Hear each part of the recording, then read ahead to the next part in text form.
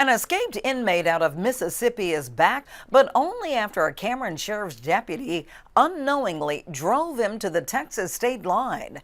Good evening, I'm Cynthia Arsenault. KPLC's Andrea Robinson tells us what led up to his capture.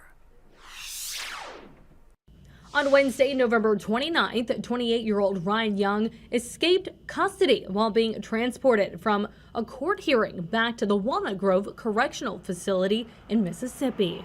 Young was serving a 40-year sentence for vehicle and residential burglaries, grand larceny, and possession of a firearm by a convicted felon. He remained under the radar until Saturday, December 2nd, when he was spotted driving a stolen vehicle in Baton Rouge. He led law enforcement on a chase and crashed in Point Capee Parish off of U.S. Highway 190.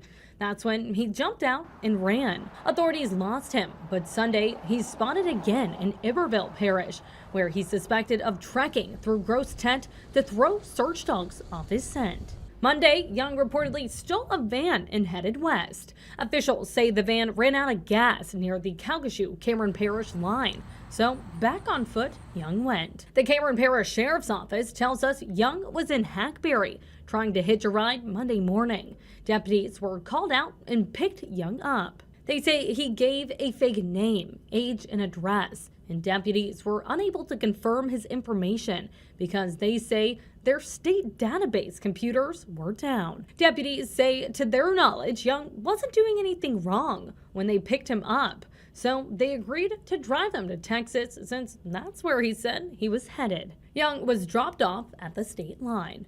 It was only after that Cameron officials got a call from Iberville Parish asking if they had a man named Ryan Young in custody. Cameron was able to identify and confirm that the man dropped off in Texas was in fact the escaped inmate.